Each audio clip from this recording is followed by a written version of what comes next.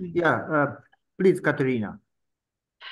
Uh, well, my name is Katerina Железняк. I'm a fourth year student of the Faculty of Philology and Journalism. I was born in Lugansk region, but since my city is now under the occupation, I came to Ukraine to live and study here. I believe in the victory of Ukraine and the restoration of its borders. Mm, yeah, thank you very much. Thank you. Thank How you, Katya. how do you study now? You come to the campus or mainly online lessons? Yeah, I live in the dormitory now, and I go on lections and yeah, in the university. Yeah. Mm. So maybe it helps you see friends and talk about Of everything. course. Mm. Okay. Okay. So someone else, maybe a Japanese student. Mm. Please, use please. Yeah. Okay, I'm a Yushi. I'm a Yushi Nakatsuka, and I'm the sole student of Saitama University, and I'm studying the philosophy, especially politics philosophy. For example, Japanese or Germany fascism, and Dr. Hannah Arendt wrote many kinds of books written about the fascism or totalitarianism. So that I study those kind of the philosophies problem. That's I want to know Lithuanian culture and history in this seminar. So I'm very happy to attend seminar. Thanks. Yeah, thank you very much, Yushi. Perhaps it was hard for you to listen to him. Sorry for technical problems. Yeah, but I think Hannah Arendt and her theory about totalitarianism is very important even today. Yeah. Okay. Okay. So, Olga Nikolaevna, maybe shall we start? Yeah. Right. Yes, yes. I think we can start our seminar. Yes. Okay.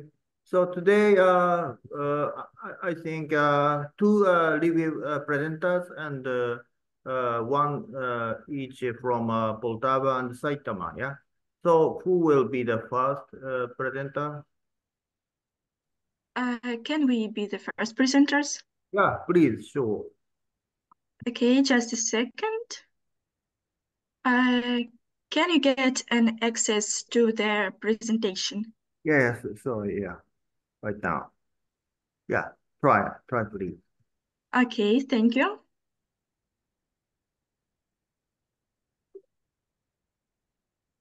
So, can you see the presentation?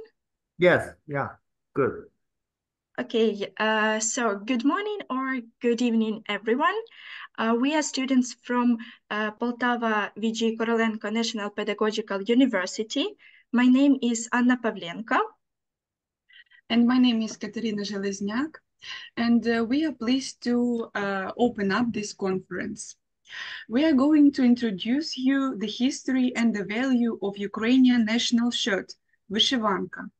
But before starting, as I already said, I would like to say that despite the fact that now my beloved Lugansk is under the occupation, Ukraine was and will always be my motherland. My country is very dear to me, and I'm very happy to be here with you today. Ukrainian embroidery is a pillar of folk culture, a landmark of the Ukrainian people, and a true cultural code that holds the traditions of our ancestors, beautiful ornaments, and harmonious color combinations. Vyshyvanka is a symbol and an important component of Ukrainian traditional clothing. The code of the nation is what Ukrainian Vyshyvanka is called. And these are not just beautiful words. Depending on the historical region of Ukraine, the details and themes of the embroidery ornament differ. And in the early 20th century, when the Ukrainian nation began to fight for its political rights, embroidery was used as patriotic and religious clothes, a symbol of Ukrainian identity. The history of Ukrainian embroidery. The oldest Ukrainian motifs were geometric patterns, such as those of Trypillian culture, wavy lines, rhombuses, zigzags, circles, and specks. These were the first fragments of Ukrainian ornaments. Since ancient times, they have had a certain meaning. For example, the Trypillian spiral symbolizes their eternity of life, the continuous running of the sun. The idea of the sun moving across the sky can be clearly seen in those spirals, where the sun signs, circles with crosses in the middle, are represented on the bands. The tringle is a sign of the spirit. With its top up, it symbolizes the masculine principle and represents the connection between the past, present, and future. The rhombus is a symbol of fertility, the embodiment of the masculine and feminine. Since the 18th century, bats have been gaining popularity among embroiderers. According to the history of Ukrainian embroidery, small glass bats were especially popular in Western Ukraine. Ivan Franko played a significant role in the popularization of embroidery as an element of everyday clothing among the Ukrainian elite. He was the first to bravely and quite successfully combine a classical embroidered shirt with a business-style jacket. And his example is now being followed by modern Ukrainian politicians. The history of Ukrainian embroidery has taken another turn after gaining independence and since the Orange Revolution. Clothing with ornaments is no longer perceived only as an element of folk costume for a stage performance, but has become a clothing that demonstrates national identity, patriotism, and origin. The meaning of the symbolism of Ukrainian embroidery. Our ancestors honored and worshipped the elements of nature. The most common elements of embroidery were symbols representing the elements of the sun and water. The sun was shown as an 8-pointed star or a cross of lines, and water was depicted as wavy lines. This symbol serves as protection from evil forces. Embroidered shirts often depicted one of the Ukrainian national symbols, Kalina. Kalina is considered to be the personification of the sun, moon, and stars. The red color of Kalina has different symbolic meanings. The first is the immortality of the family. The second meaning of Kalina is a symbol of the difficult fate of a person, often a woman's fate. Another meaning of Kalina is the blood of the nation, spilled in the struggle for freedom and independence. Another common symbol is a rhombuses with a dot in the center, which symbolizes fertility. Ukrainian clothes with the image of rhombuses were worn by couples who wanted to become parents. Men's embroidered shirts often feature the image of an oak tree. Oak symbolizes masculine strength, the energy of life and development. The symbol of happy family life on Ukrainian embroidery is grapes. Grape bunches were depicted not only on shirts, but also on towels and tablecloths. And here's another plant common on Ukrainian embroidery. This is the vinka. This plant has long symbolizes youth, determination, and development. That is why embroidered clothes with vinka were and are often worn by young people. The red poppy on embroidery is considered to be a family amulet and protection from evil spirits. The poppy is also a symbol of memory of the dead, a symbol of the connection between the living and the dead. If a family had fallen soldiers, women from that family would depict poppies on their clothes in memory of them. Roses are often depicted on women's clothing or towels. They represent love, mercy, and Christian faith. Another traditional flower for Ukrainian embroidery is the sunflower. It symbolizes the energy of life, the desire for peaceful work, and the happiness of living in one's native land. In Ukraine, especially in its central part, there are huge fields of sunflowers. This is the result of the hard work of many people. A lot of sunflowers have been grown in Ukraine for a long time, so it is no surprise that this flower appeared on Ukrainian embroidery. Not only do the patterns on the shirt have a symbolic meaning, but also their color. Red is the color of the sun, good luck, protection, love, and patience. Green symbolizes the process of birth and growth. Yellow, the color of solar energy, life, joy, wealth, and prosperity. Blue, a symbol of feminine energy, calmness, the color of water and sky. White, the color of spiritual purity, holiness, good intentions. And black symbolizes pain, suffering, death, and evil. Ukrainians wear black vyshyvanka when a disaster happens in their family or to bury the dead people. In Ukraine, different embroidery techniques are used. Cross stitch is when threads are laid in a cross-shaped pattern, which is a talisman against evil forces and a symbol of Christ. It's one of the oldest techniques of Ukrainian embroidery. Setting stitch embroidery is a technique in which stitches fill the entire surface of the fabric along the edge. This embroidery came to Ukraine from Eastern countries. Mereshka or lace embroidery is the highest level of skill for an embroiderer. The craftswoman has to pull some threads out of the fabric and then process the remaining threads with specific stitches. Mereshka always looks elegant and expensive. There are many different regions in Ukraine, and each of them has specific features of Ukrainian embroidery. In the western regions, geometric shapes are preferred: rhombuses, broken lines, and stars.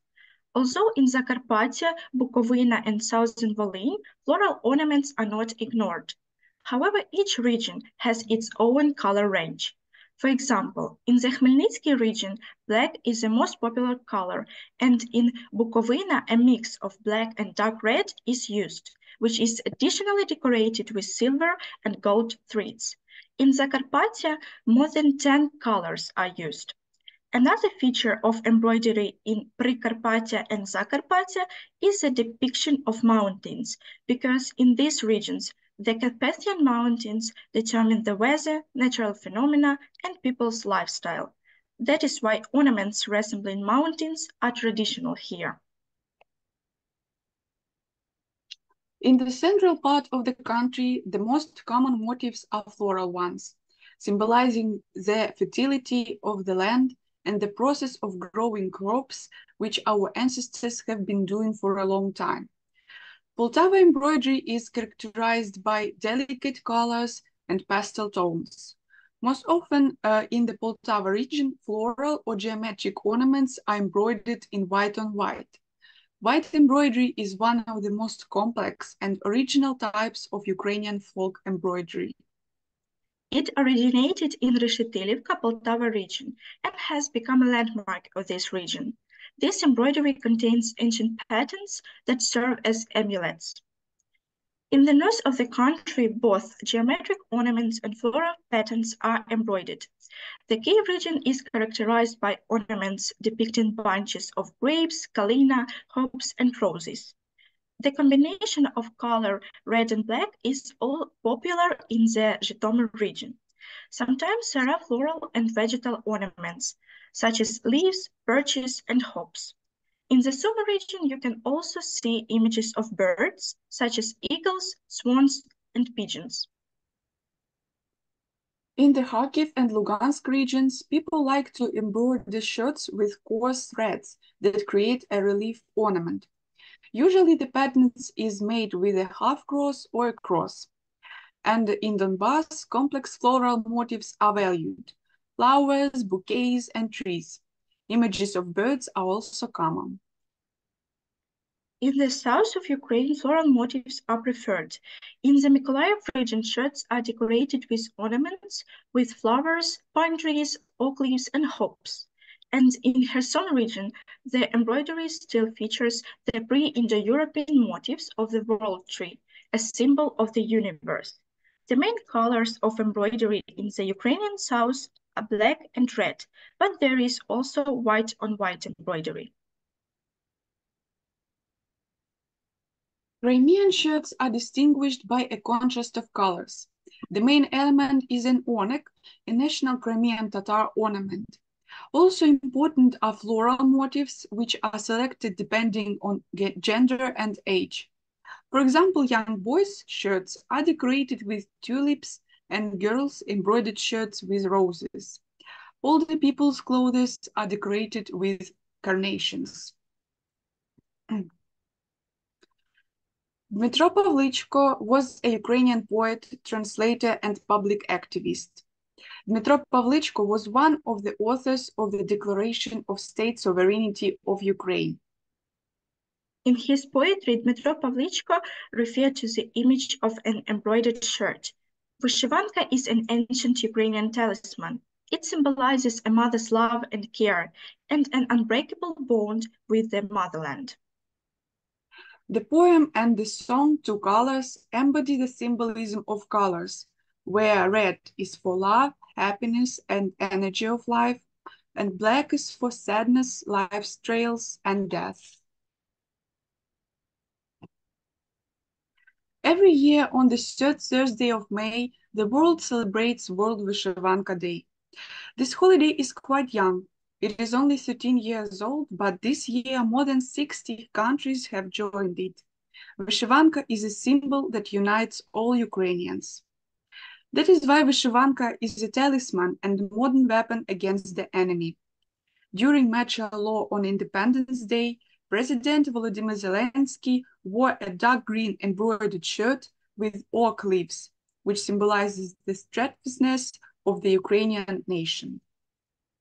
The meaning of Vyshyvanka is very deep.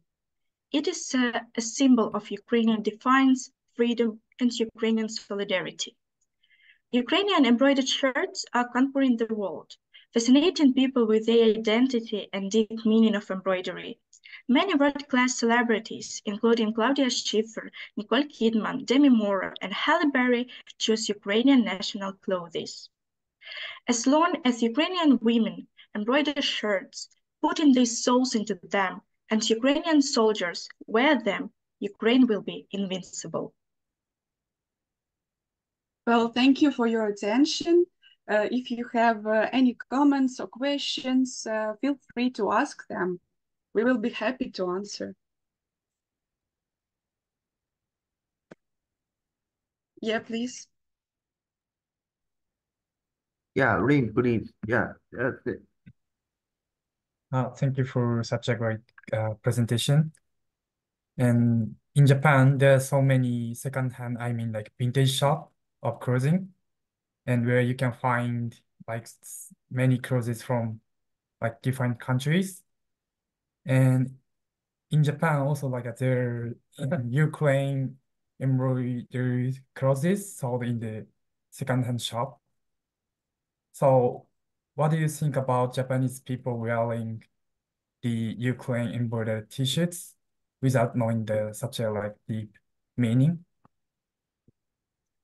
Well, I think that it depends because Vyshyvankas actually are very beautiful and from the aesthetic point of view, I think these clothes are very beautiful. And even if the people who wear them don't know its meaning, um, it's also very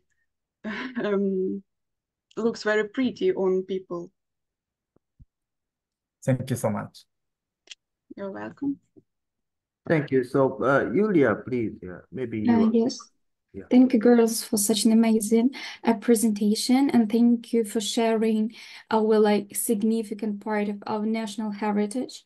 And just like a personal question for you, what do your personal opinion and about embroidery shirts, what they symbolize for you? So for me, it symbolizes our freedom and our identity. And Vyshyvanka nowadays is a great weapon against our enemy. So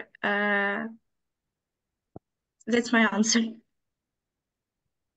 Yeah, and for me, personally, Vyshyvanka have a very deep meaning because I can say that in my region now, Vyshyvankas are cancelled in some way, and now I'm here and I'm happy to wear it. So for me, it's just amazing feeling. Okay, thank you.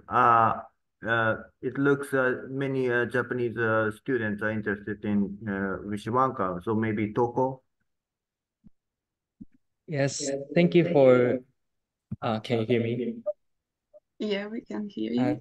Thank you for the great presentation, and great to know that the traditional Ukraine clothes has lots of meaning and each color shows difference and um the how you feel when you wear it. It's really amazing thing to know that. Um, as Green talk about the second hand shop in Japan, I also look at the clothes from Tyrol. I think it's in Austria. Austria, by chance. Do you know that? The Tyrol. I don't know if the pronunciation is the right one. Can you please repeat the word? And your microphone is off, I guess. Okay. How about now? Yeah, now it's good. I thought that I I saw a cloth from Austria, a certain region of Austria called Tyrol, Tyrol. Mm.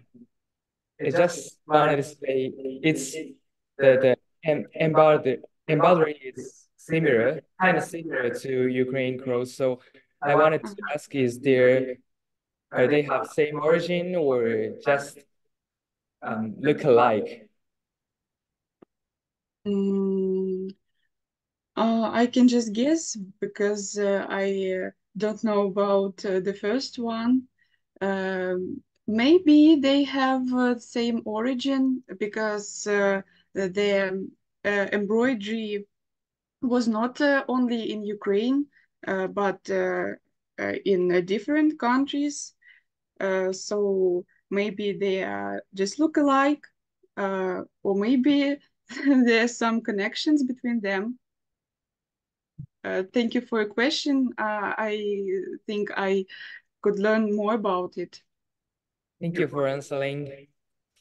Thank you. So Marta, you have any comments? Marta Levitska?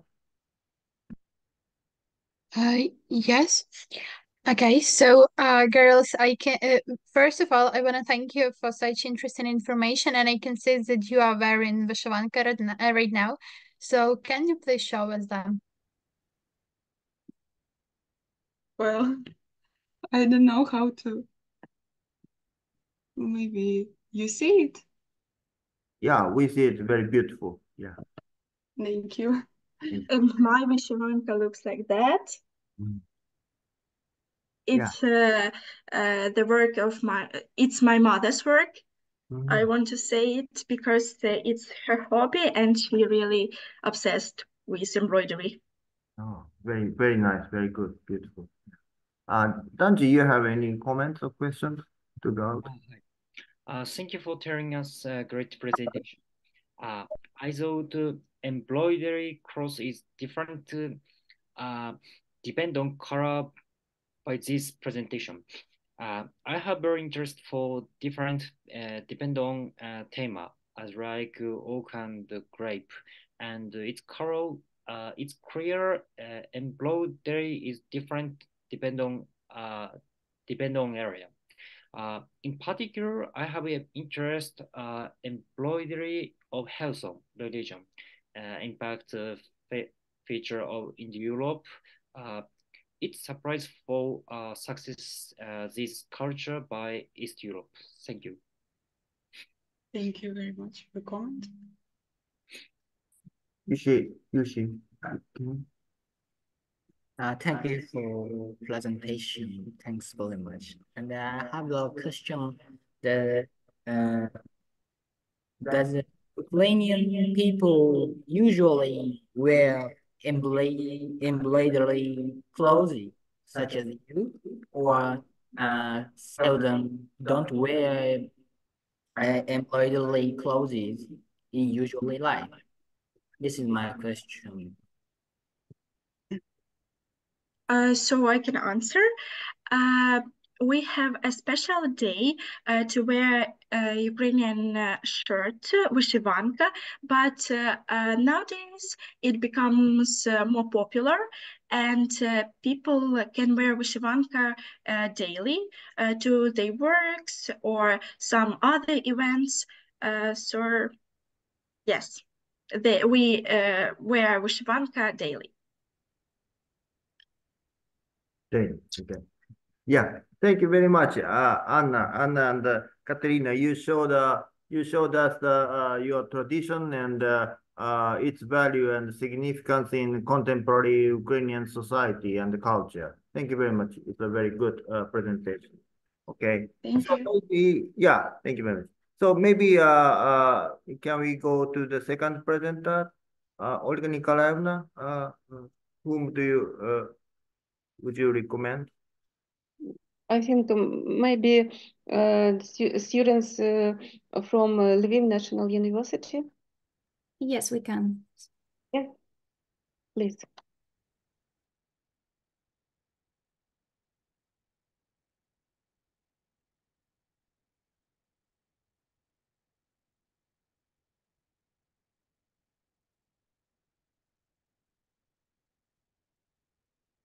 So, good morning or good evening for everyone. We are students from Lviv University, Yulia Patek, Maria Boykiv, and me, Evgenia Kosana, and we prepared a presentation about Christmas and its images and symbols in Ukrainian literature.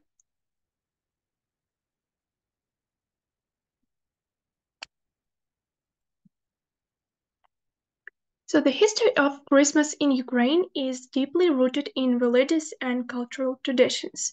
Our ancestors believed and followed many authentic traditions that have survived to this day. And the first one that I'm going to mention is Vertep. During the Christmas season, group of performers, often dressed in traditional costumes, move from house to house or perform in public places, presenting short plays and different scenes that depict the nativity story, as well as various folk tales and comedic sketches. The vertep typically includes a variety of characters, for example, angels, shepherds, also the Holy Family, and sometimes even fictional characters or animals. It must be noted that Soviet state severely persecuted religion and the associated elements of culture, and by 1930s, the tradition of Christmas verteps was virtually eliminated. In fact, during the Soviet era, Christmas celebrations were suppressed as the government aimed to diminish religious influence. And in Ukraine, the tradition of Christmas was part of a broader effort, like to undermine Ukrainian culture and identity. But despite this, many Ukrainians continued to observe Christmas traditions in private, adapting to the circumstances. Also, I want to discuss Christmas Eve, because Christmas Eve, known as Святий вечір in Ukrainian, is a special and cherished time in Ukraine. It is filled with unique traditions and customs. The images of unique traditions of Ukrainian Christmas Eve and Christmas in general can be seen in various pieces of Ukrainian literature. One of the most prolific writers on this topic is Mykola Gogol, especially his story Christmas Eve or The Night Before Christmas. This story takes place on Christmas Eve. On this evening, Christians prepare 12 meatless dishes, gather with their families, and say prayers. It has long been believed that magical transformations, unusual events, and encounters with evil spirits can take place during this evening. The most important dish is kutya, and in fact, one cannot imagine Christmas Eve without kutya. It is a ritual dish made from boiled wheat, honey, poppy seeds, and sometimes nuts. It holds a symbolic meaning representing the unity of the family and the wish for a sweet and abundant life. Kutya is a symbol of well-being and a talisman made from the gifts of nature. After dinner, kutya is left on the table for the souls of the dead overnight, as it symbolizes unity with God. In some regions of Ukraine, there is also a tradition to bring kutya to your godparents on Christmas Eve. And this tradition can be traced back to Olena Pchilka's short story, The Embarrassing Supper, where a boy brings a poor peasant kutya to his godmother, a young and rich landowner. My name is Maria, and I'm going to speak about the Hutsal Christmas Eve tradition in Shadows of Forgotten Ancestors by Mikhailo Kotsubensky. So, Mikhailo Kotsubensky is one of the most talented Ukrainian impressionist and modernist writers. His most famous work is the novella Shadows of Forgotten Ancestors.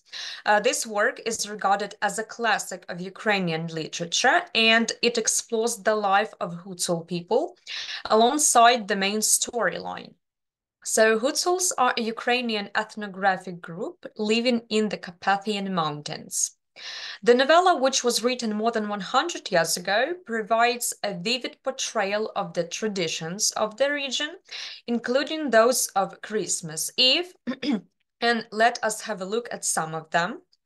So, in the morning of the day before Christmas, a husband sets up a leaf fire and takes some of it for the oven, where his wife prepares food. The wife cooks 12 traditional dishes. The table is covered with various cereals.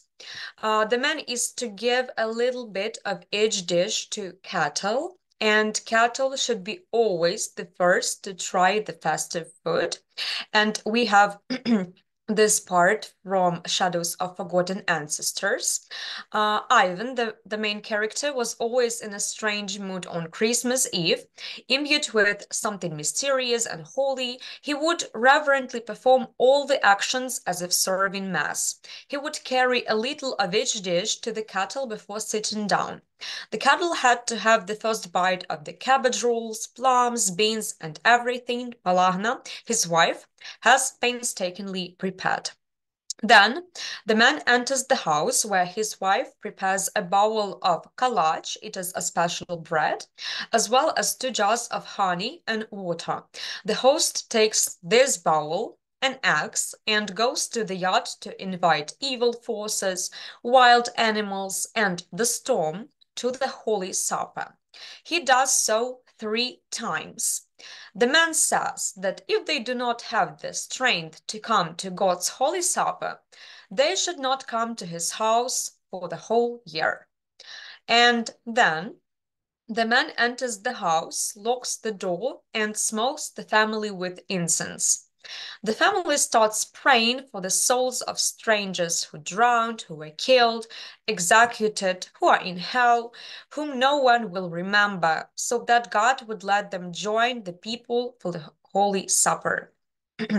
So here we have this. Hunger called Ivan and Palahna to the table, but they did not dare to sit down. Balahna looked at her husband and they knelt together, begging God to allow to come to their table the souls nobody knew, the souls of people lost or killed at work in the forest, or crippled on highways, or drowned in deep waters. No one remembers these poor souls, and yet they bitterly bide their time in hell, waiting for Christmas Eve. While praying, people also ask God for everything to be fine in the household, thank Him for being at peace during these holidays, and ask them to live the same way until the next year. For the last years, people from all around Ukraine have been praying for peace and unity in our country.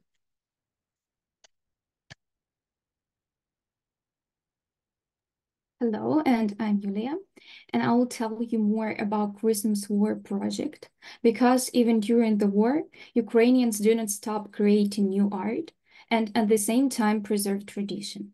And despite the constant blackouts last year due to the shelling and missile strikes, Ukrainians create new Christmas carols that are now a symbol of resilience. And carols become modern and topical for us. And here you can see typical carols, which describe our lives now and last year because of blackouts, because of out of generators. We use generators for our electricity supplies and our just hope for victory. So you can see Ukrainian version of carols and my translation into English, and I will perform for you just a couple of them. Коляд, коляд, коляда, холод взимку не біда, двері швидше відчиняйте, генератор запускайте. And English version. Carol, Carol, Carolyn, winter calls not enemy, quickly open house's door, hearing generators roar. And the next one about our victory. Колядую, колядую, перемогу нашу чую, хай приходить в кожну хату рік щасливий і багатий. Carol, carol, a joyful sound, where victory is all around, so every home bring cheer and glee, a year that's happy, rich and free. And next slide, please. And ethnomusicologist and folk singer Alexei Zayas created his own carol, which he dedicated to the armed forces of Ukraine. And after each verse, the choir was repeated, "Give Lord to our army health and strength in battle." So it shows that carols are not just a thing of the past. It's not just a tradition because they can be modern and topical. And most importantly, they are another testament to the vibrant Ukrainian culture. And most importantly, that Ukrainians in time of war try even harder to preserve their own traditions and culture. And the world already knows our Щедрик, or Carol of the Bells. And that is why modern artists are trying to popularize others. Ukrainian writer Mariana Savka also wrote some musical about another holiday, but also connected with the winter holidays about St. Nicholas Day. And she wrote the musical Write Letters to St. Nicholas. And the main idea of the script is to tell about a family that together with its neighbors rallied around weaving a camouflage net for the armed forces. But devils try to hinder the process. And however, the angels chase them away and wove the net while the people slept, turning into a magical one. So also our musicals are topical about topical themes. And in this musical, more than 150 artists took part in this fabulous event. And among the artists were the National Choir Band Dudarek and the Symphony Orchestra in Solveig. And the role of Saint Nicholas was played by the actor Alexei Kravchuk. You can see him on the picture. He was a sniper from the beginning of the full-scale invasion. And his call sign was also Saint Nicholas. So after the injury and rehabilitation, he returned to the artistic life and is engaged in volunteer work. And Ukrainian culture now exists thanks to our military, who even on the front lines put up a Christmas tree, you can see on the picture also, wear Santa Claus hats or hang St. Nicholas socks next to children drawings to them. And Christmas is a symbol of unity and wonder. So in such dark times for us, it gives light to our souls because good always triumphs over evil. And as Mariana Savka said, that I understood starting with a full-scale war that a miracle happens every day and is created by people whom the Lord weaves into unions and associations. So thank you for your attention. Thank you so much for a very wonderful presentation, and thank you for information about the modern context of Ukrainian traditions. Thank you so much. And who has questions or comments? Hello, girls. Thank you very much for this meaningful presentation. I was very fascinated by the information that you found about our traditions. And the question to you is about which tradition it was the most interesting to learn about, and about which topic you were intrigued the most.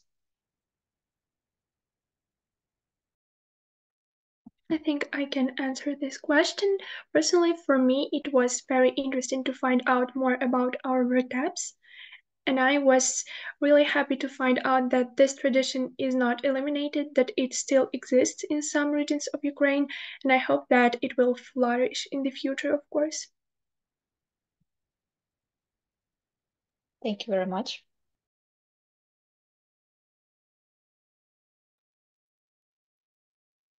Please, the next, Denji. Thank you for telling us great presentation. When I heard about the kucha from you, I have image mincemeat food if just looks. I would like to ask, taste feeling of kucha is close for mincemeat?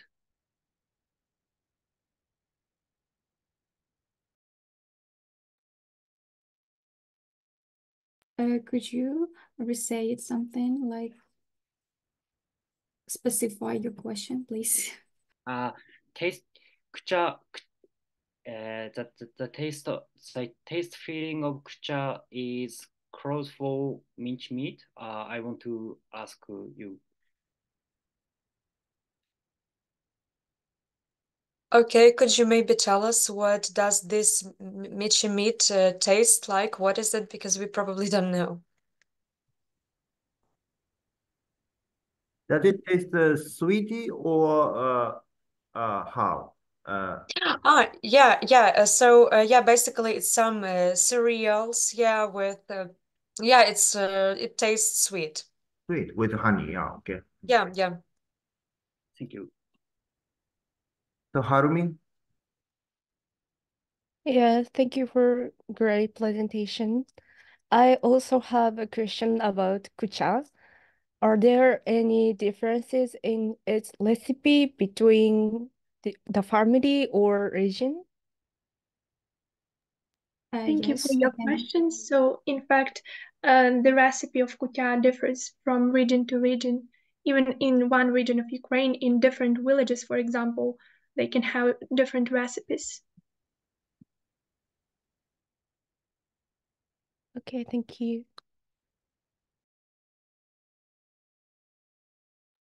Anna, please. Anna. Thank you for such wonderful presentation. I want to ask, do you and your family follow this traditional Christmas personally or no? I can answer that question because for me, traditions are very important because we gathering together one day and it's special time because you feel this whole spirits around. And also I celebrate each year. For me, that's very important that I have time to be with my family, to cook 12 dishes. And actually I have Polish roots, so our Christmas kind of a combination of Polish and Ukrainian. And for me, it's the best time because we can like hear our ancestors also like in this tradition. We can feel that we are together. We have a long history, and it's the best time for family gathering. Thank you. And Alexei, please. Great presentation. I really enjoyed listening to it. My question is, out of all of the Christmas traditions, which ones are your favorite?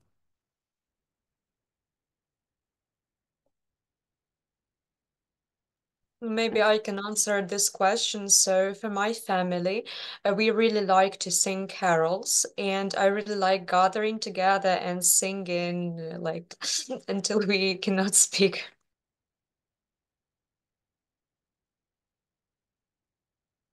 Thank you. Thank you very much. So, yeah, I see maybe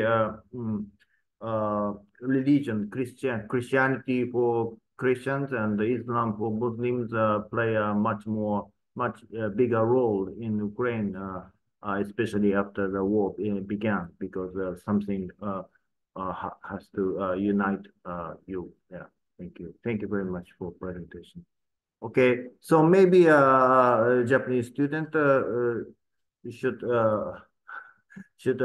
read his presentation, make his presentation. Yuhei, please. Yes, thank you.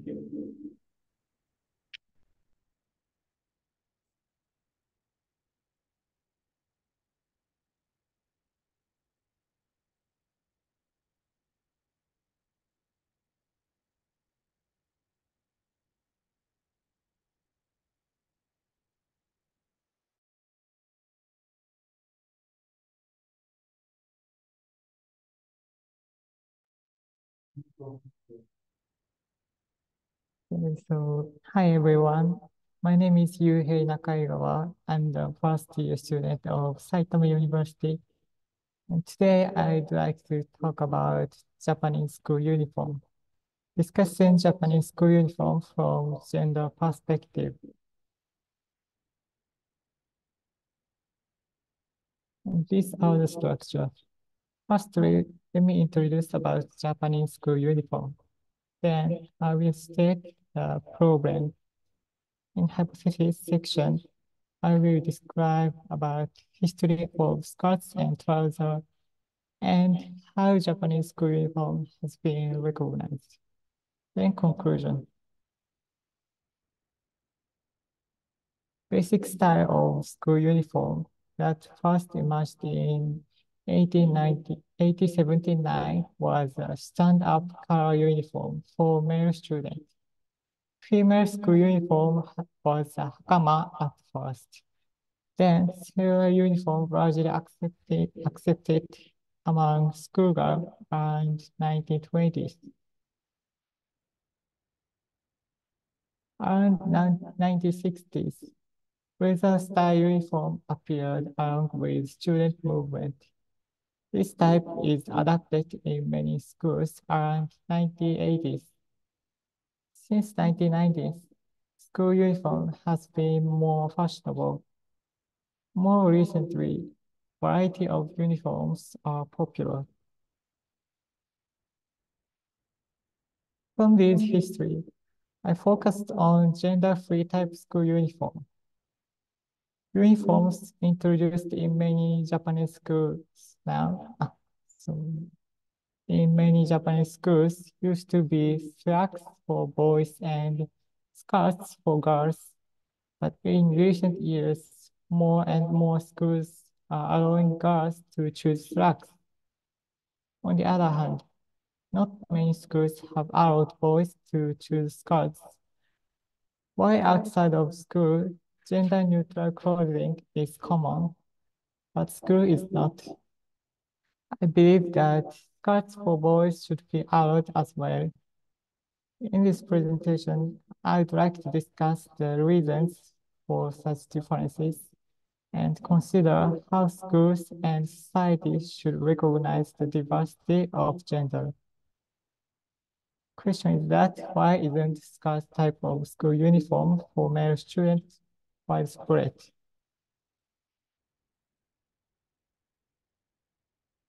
Firstly, let's see why slacks for girls was introduced. There are basically three reasons: functionality, making more choices, dealing with gender identity disorder students. About functionality, according to a study of risk-benefit attitudes of female college students regarding pants and skirt styles, Many felt that slacks were a benefit in terms of aspects such as ease of movement and resistance to getting cold, while many felt that skirts were a risk in terms of these aspects. Also, many felt that the many colors, patterns, and femininity of the skirts were a benefit.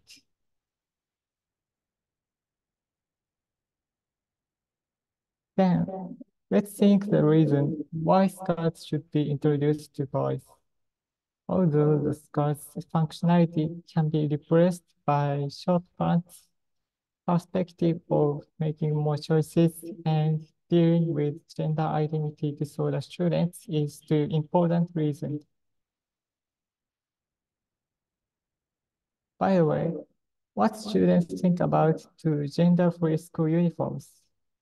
A survey which researched high school students' attitudes towards the school uniform choice system shows that while 70% of students wanted to use the system, those students said that the eyes of those around them would be harder when using the system.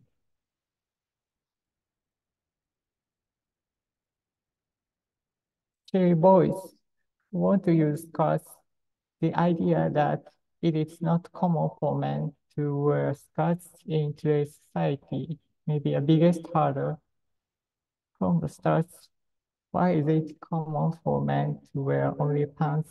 Why women wear pants and skirts?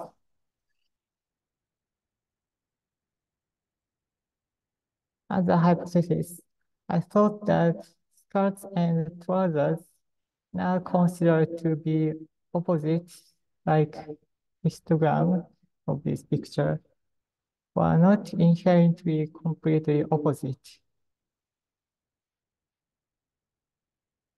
Then let's see the history of skirts and trousers.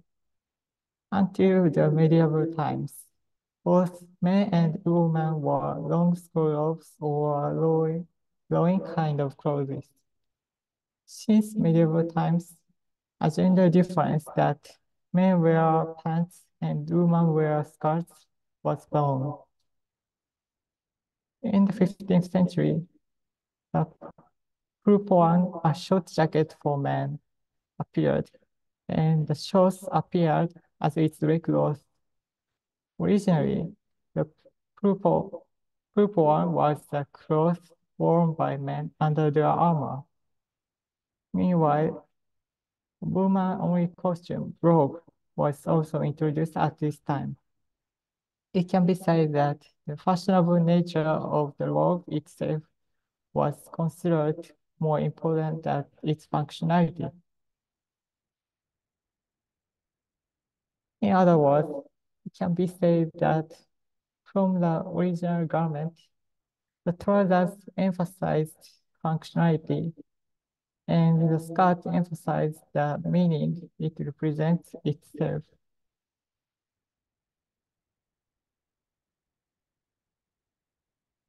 More recently, since 1960s, as women enter into workforce, women's skirts have been replaced by pants.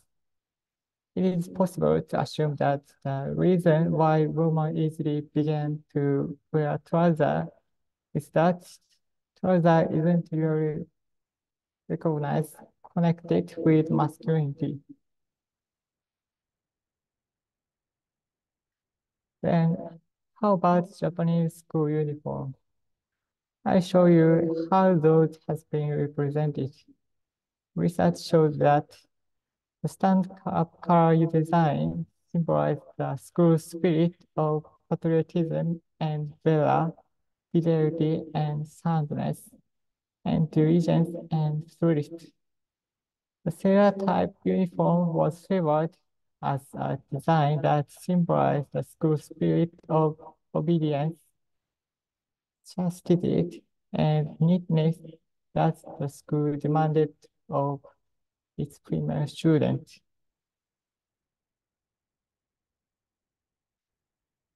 Schools used to be places that trained people to contribute to the nation, and only children from previous classes could attend.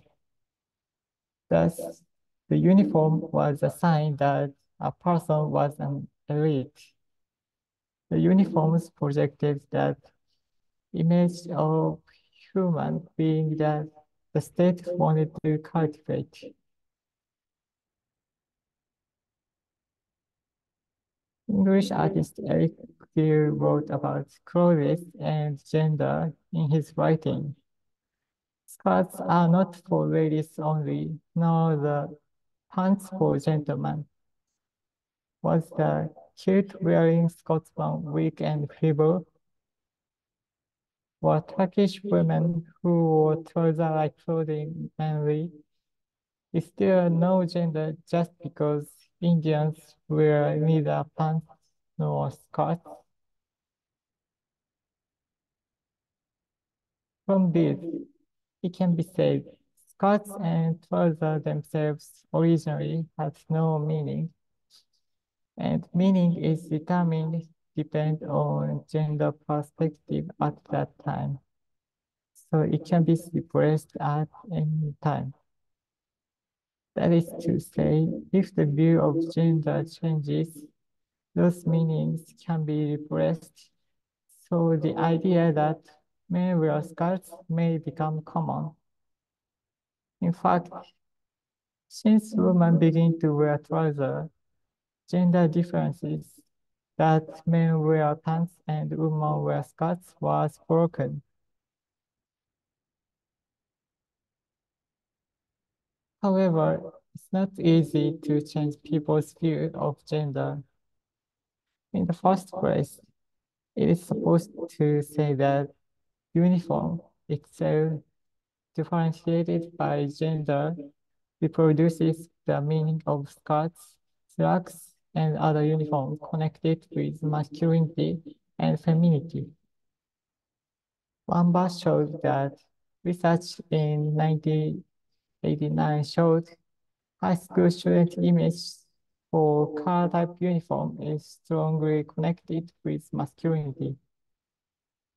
On the other hand, around 1990s, there has been a lot of model change of school uniform, and female school uniform became fashionable. Then it began to be recognized, strongly connected with cuteness. From this, the problem is the school uniforms themselves, which specify defined outfits for men and women. Therefore, one possible means would be to stop limiting uniform bottoms to two types, skirts and slacks.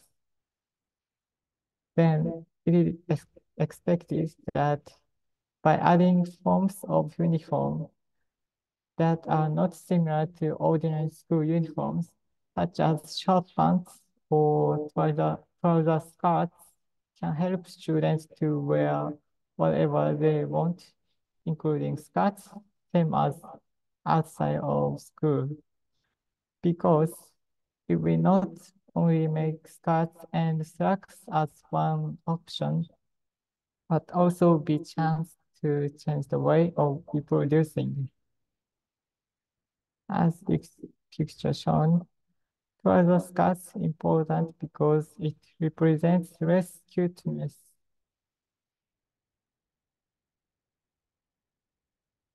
To sum up, the reason why skirts for male students isn't widespread is because our thoughts of clothes and gender hasn't changed yet. I came to two conclusions. Firstly, skirts and slacks are not an opposite. That's why slacks is easily accepted by women and skirt is hardly accepted by men. It can be said that the meaning of skirts as feminine and trousers as masculine is added. Also, meaning is determined depend on gender perspective at that time. our perspective of gender changes a lot now, so it can be replaced at any time.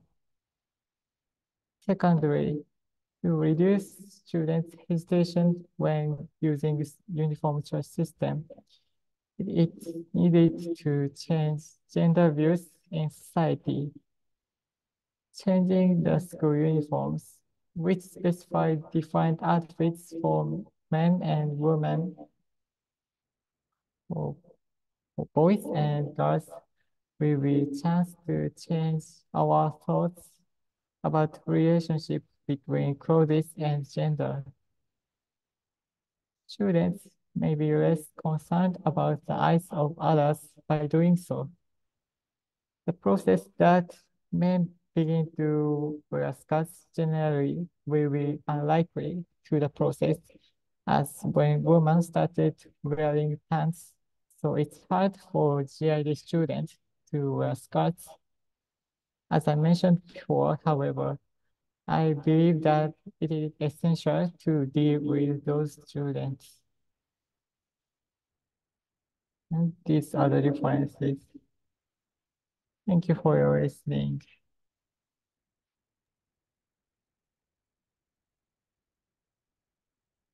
Thank you so much for your very interesting and deep presentation. It is very interesting for me, and I have got new information about school uniform. And I have a question.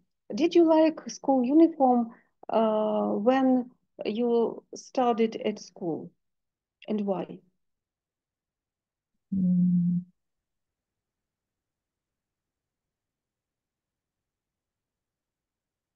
Personally, I don't like that because I'd like to wear clothes that I have not school uniform.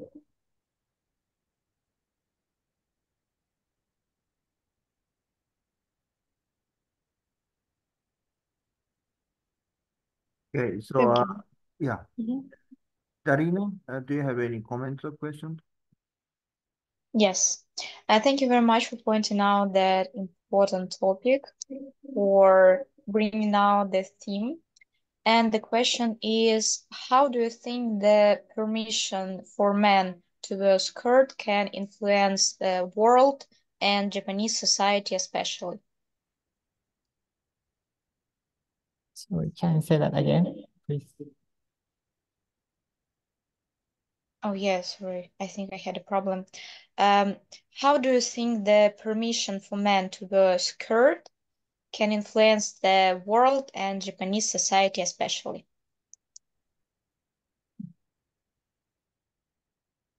Let me think.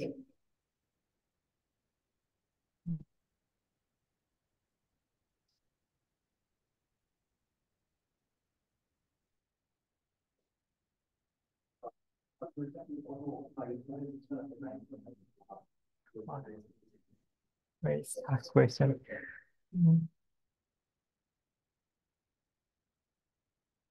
I think our perspective for the relationship between gender and clothes will change so much, and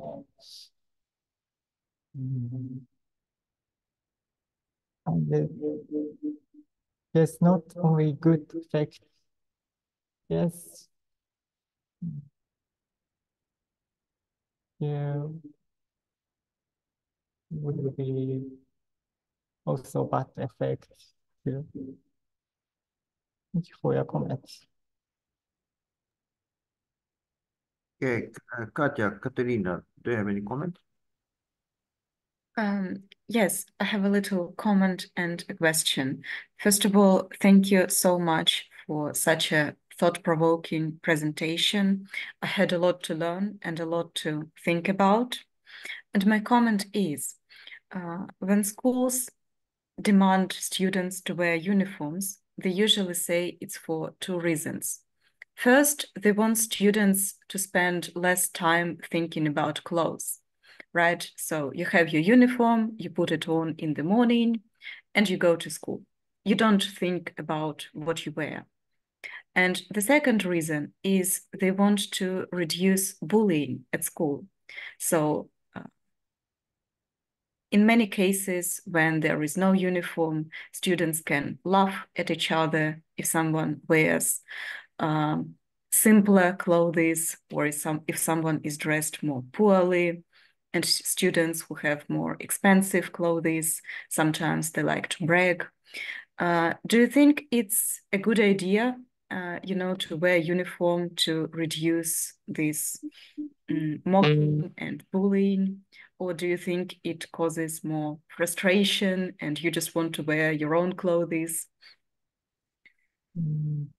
Thank you for your comment. And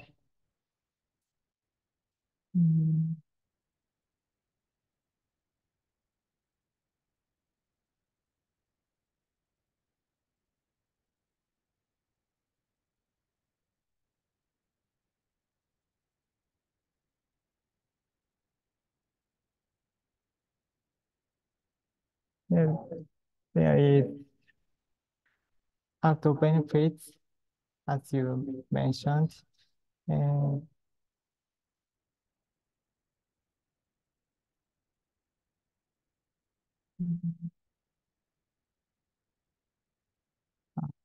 other benefits from the economic reasons.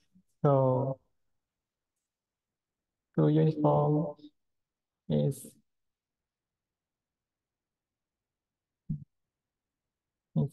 important for schools, I think. Thank you. Thank you. Okay, Julia, do you have any comments? Yes, just short comment that thank you for such an interesting information that you share with us. And I want to just ask about university. Do you have any restriction like what you can wear or what like you couldn't wear in any case? At the university, right? Yes, in university. In university,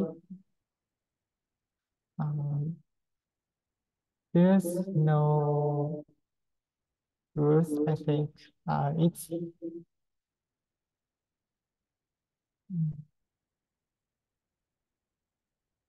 It is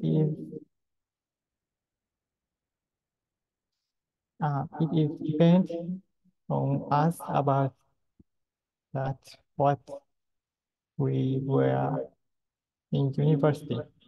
But in high school or junior high school has some strict rules, such as not to dye hair or like the rules about length of the skirt, things like that. Thank you. Yeah, thank you very much.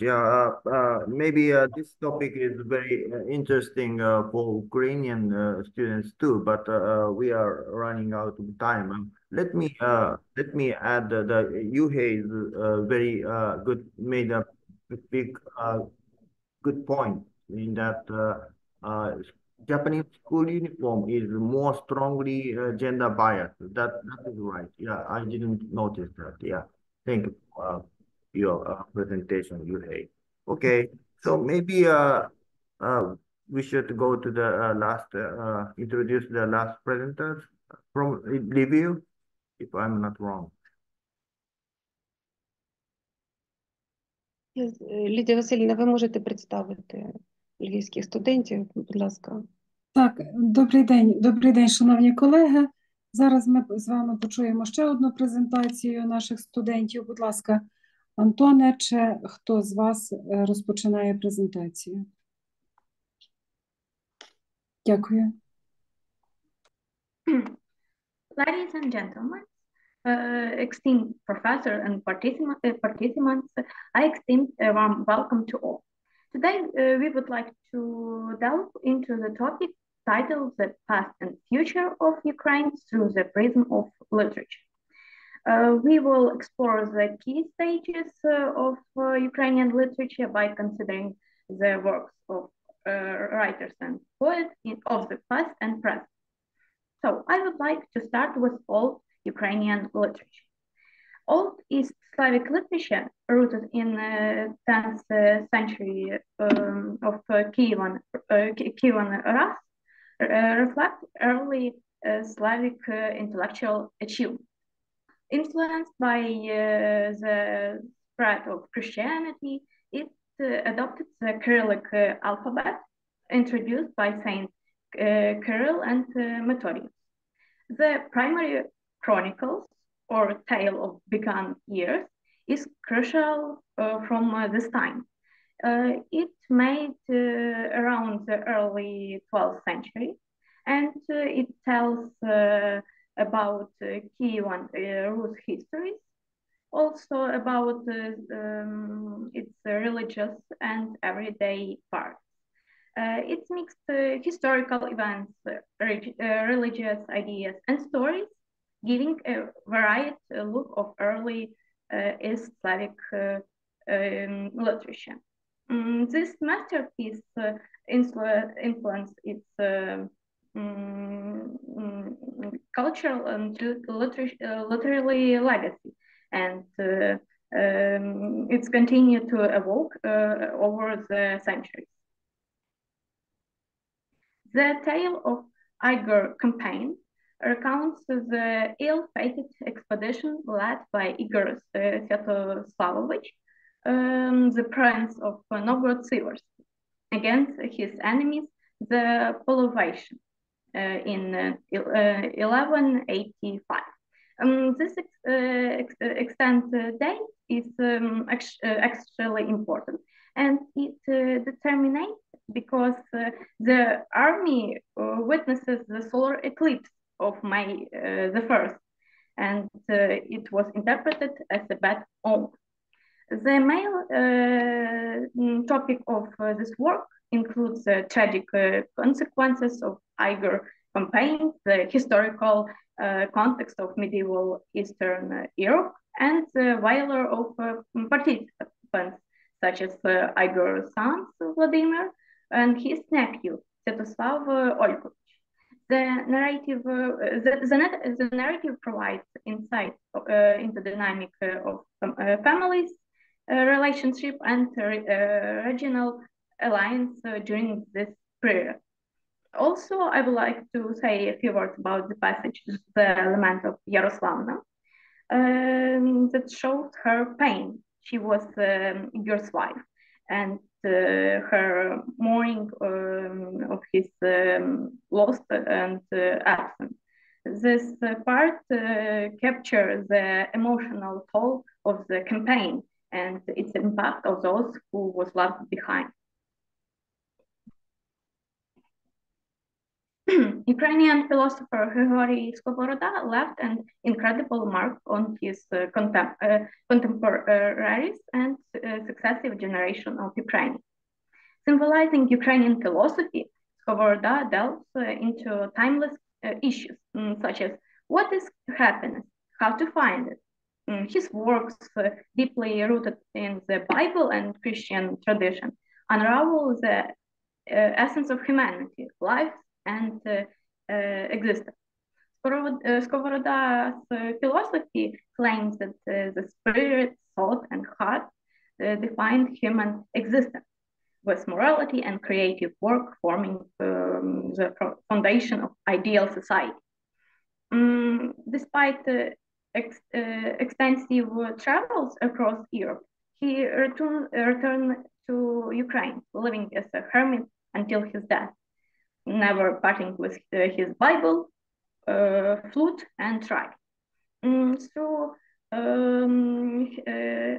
Though hindered by Russian censorship, Skovoroda's works was unpublished in his lifetime. It was perceived through secretive distribution and rewriting.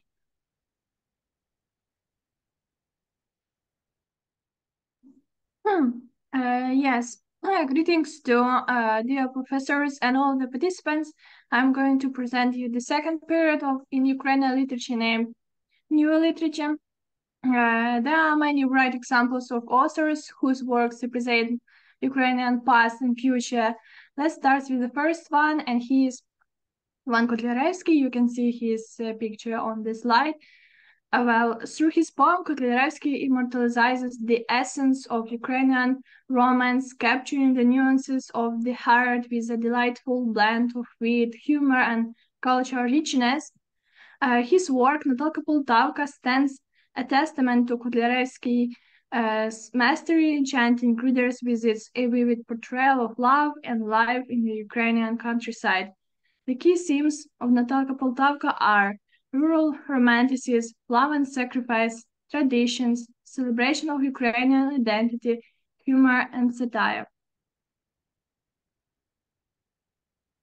The second one is Leonid Glebov. Leonid Glebov, with his imaginative storytelling, goes beyond the surface narrative, using the whimsical world of his fables as a canvas to paint thought-provoking lessons, and his stories serve as mirrors reflecting the intricacies of human behavior and provide a lens through which readers can contemplate timeless truths.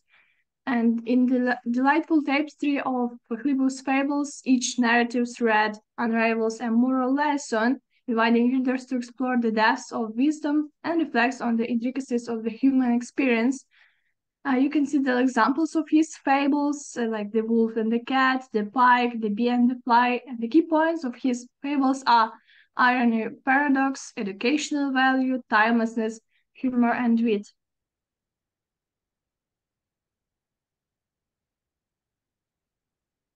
The third one is Ivan Nechuy-Levetsky. Through the artistry of Nechuy-Levetsky's pen, the rural landscapes of Ukraine come alive, and the pages of his work, Kaidash family, unfold a rich tapestry of tradition, family dynamics, and the ebb and flow of village existence. In his literary masterpiece, Nechuy-Levetsky delicately weaves the stress of everyday life, portraying the joys, struggles, and the complexities of the Ukrainian peasantry. His work, The Kaidash Family, stands as a testament to Nechuy-Levetsky's profound understanding of his cultural roots, offering readers a poignant glimpse into the heart and the soul of Ukrainian village life. The key themes of his work, Kaidash Family, are family dynamics, village life, tradition and culture, social injustice, generational change, love and relationships, and nature. Okay, it's now my turn. So the next age, I could call it, is a dark age and a golden age, both intertwined. Short Renaissance, a terrible tragedy. It was a generation that was supposed to liberate Ukraine, breathe into it a spirit of freedom and a form of expression that was sadly hunted down by the communist regime during the 1920s and 1930s. Most of Ukrainian writers of early modernism gone, such as Kozybinsky, Lesya Ukrainka, Ivan Franko, that it was time for the new souls to carry this burden of responsibility for Ukraine's literary independence and freedom, to fight against this iron fist of totalitarian regime. One of those souls was Mykola Khmelyvy. Khmelyvy was, in my opinion, one of the saddest stories. It was a story of ideological enthusiasm, disappointment, and later death. Mykola's life lived on this verge of normalcy and artistry. He worked with steel. He was a steel worker. He had his beliefs in Ukrainian communism. He had a family. He divorced then. He got a new family. He moved to Kharkiv, all while he was writing and participating in political discussions, writing about becoming more like Europe and getting away from Moscow. But one day in 1933, he witnessed something that was actually happening, what was really happening behind the scenes. And by that I mean Holodomor, forced famine that killed millions of Ukrainian people, children, families, women, everyone suffered from it. And his belief at this moment shattered his whole identity, what he stood for, and awaiting for the terror that was going through him, he shot himself. His magnum opus was called I Am Romantic. It was an impressionistic masterpiece that dwelt on this idea of duality, of following high purpose of communism on one hand, of end justifying the means, or instead giving into humanism, represented as hero's mother. In the end, he's standing on this, as the quote goes, in the reality of predatory and cruel like a pack of hungry wolves, hopeless reality inevitable as death itself, as he was standing deciding whether he should kill his mother or not. I'll let you read it for yourself and find out the ending, but it isn't a happy one. While Khmelnytsky represented Ukrainian ideological struggle, I would say that Ivan Bahrani represented struggle in its rawest form.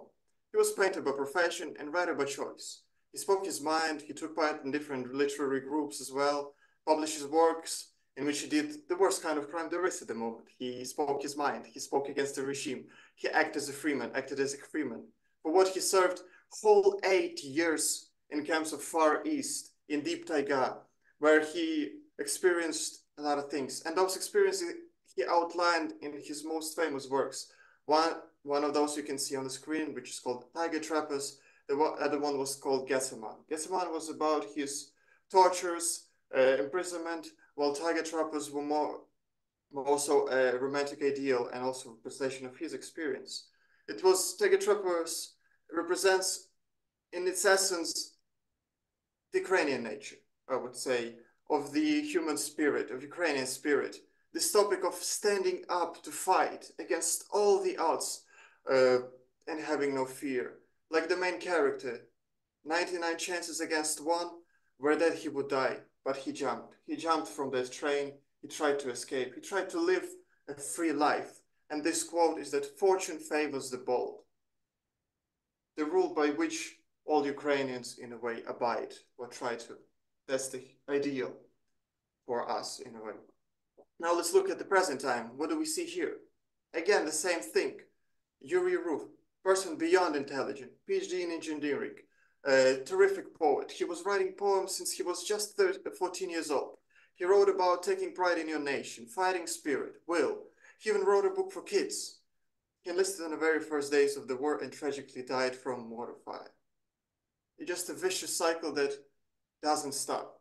I would like to read you my version of his poem, humbly translated by me, is that it's called The New Dawn. The rusty dawn emerges from the dead of night. The heavens glow with a furnace somber might. Horizontal tails of flames ignite, and torn cloud crevices they come to sight. For in the fields glows terracon, a hot dusk risk rising the zenith bestows. In morning mist where dreams compose, and new dawn reigns and claims enthroned. And for this one, I would like to maybe do a little exercise with you. Maybe you could try to imagine, maybe close your eyes, maybe think about it, because it's a poem about rising sun, right? A new dawn. By itself, it's nothing. It's a pretty tale. But if you try to put yourself in his shoes, what is it? I mean, you can close your eyes with me. You are a soldier laying in a foxhole, bombs blowing up, flame everywhere. Everyone is shooting. You're waiting for your end. You're dying. You're about to die. Everyone is dying around you. And what do you see? A rising sun, a new hope, a new day, another day to live and to fight for yourself, for your ideals, for your country. And that I think is beautiful. And it represents how much context matters for literature. You have to understand it. And the last one, I would say the last person is Alexander Mehed, another contemporary. Luckily, he's still alive. He's what you'd call a soldier, scientist, writer, or in other words, the modern historian chronicler. In his last work, Nickname for Job, he spoke about what it was really like to live through this massacre. He lived in Kyiv through Bucha, through killing of civilians and everything. He also enlisted and fought. And in the latest speech called The Language of War, he expanded on this topic really well. And he talked about what it feels like to lose, to wait, and to hope to not have lost. In a way, he spoke about that it is our duty to live as not to forget. Forget that evil exists, and it's our duty to live to speak about it and to fight about it, fight against it. And how to wait for that plus, as he wrote, for that small symbol that means life, waiting for a message from his from his brother in arms. And that would be it. Thank you for your attention. I hope you liked it.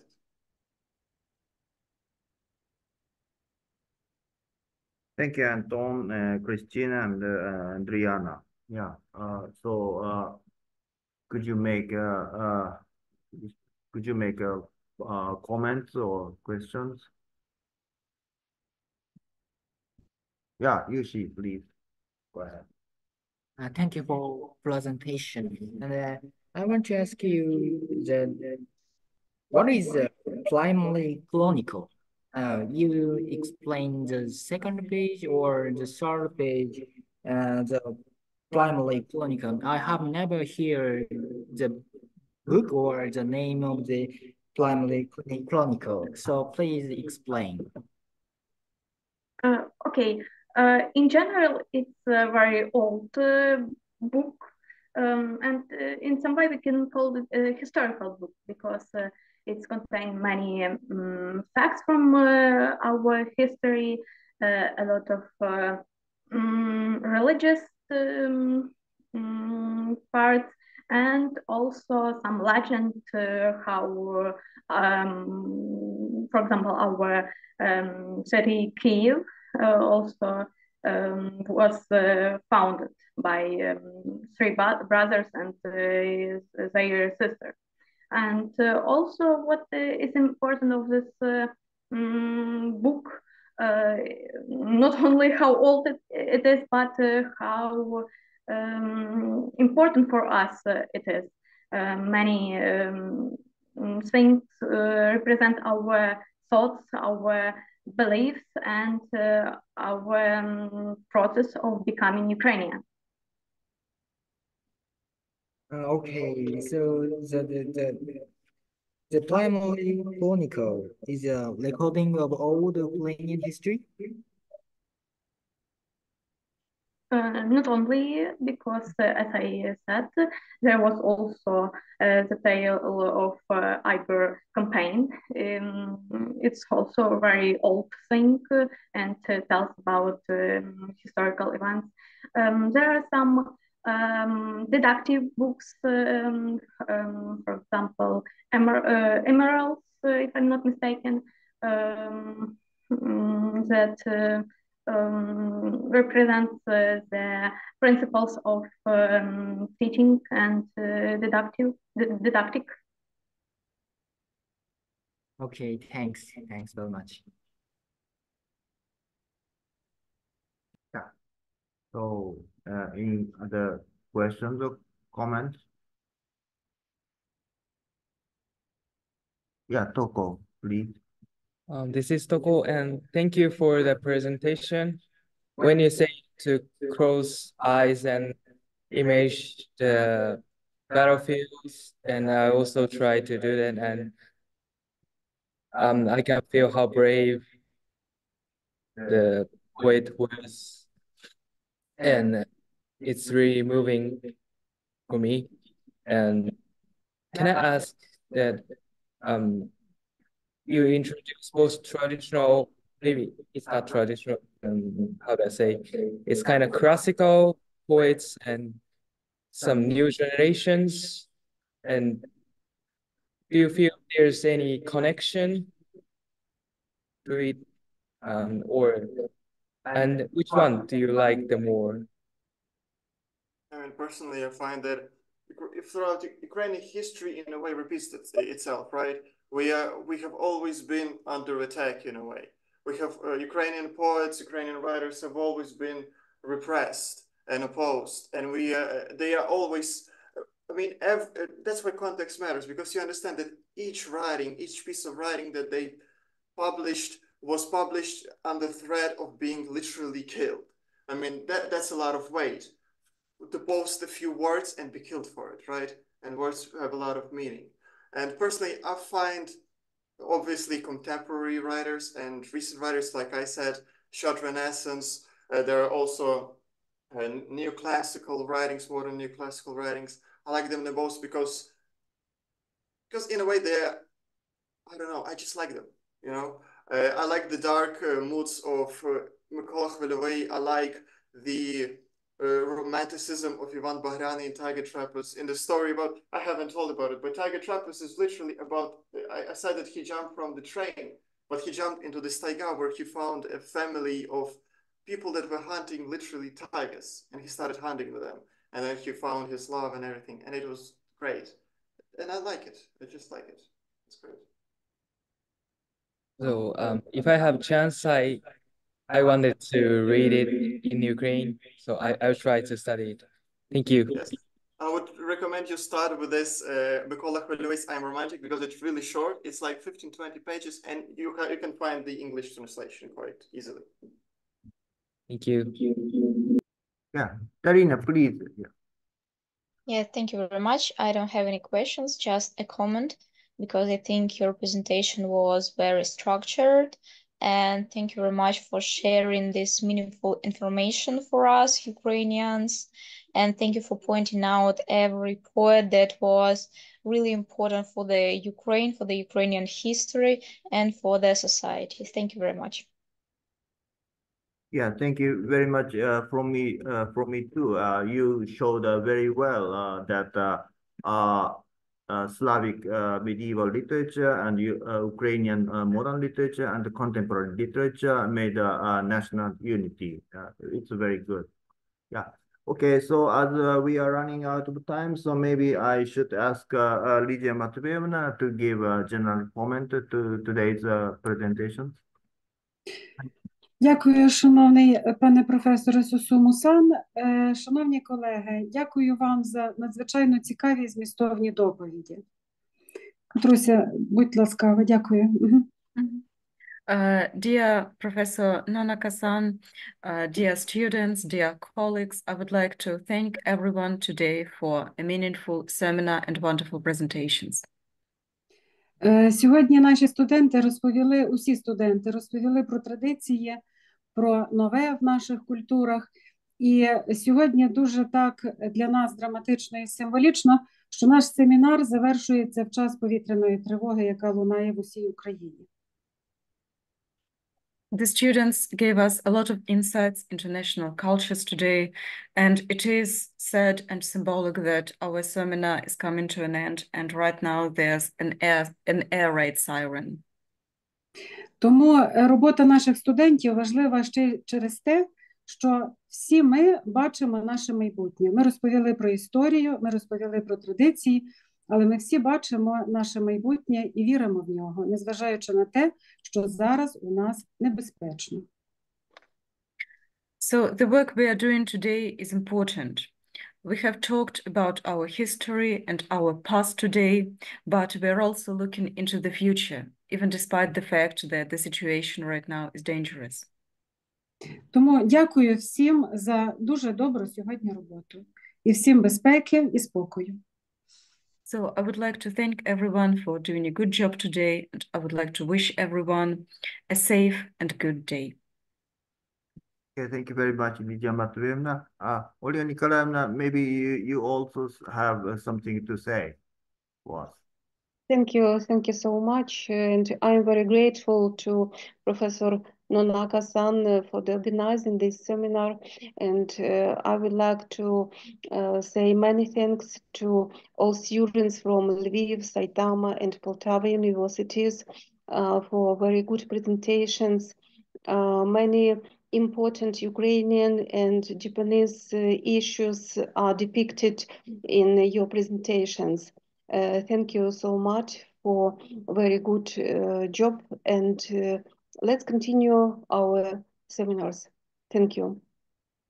Yeah, thank you very much for to all. And let us continue our job, yeah, right? And so next week, shall we meet next Tuesday again? Yeah, so we will have 4 presenters too, yeah, okay. So thank you very much, yeah. So have a nice day and have a nice evening. Goodbye. Goodbye. Thank you so much. Thank you so much.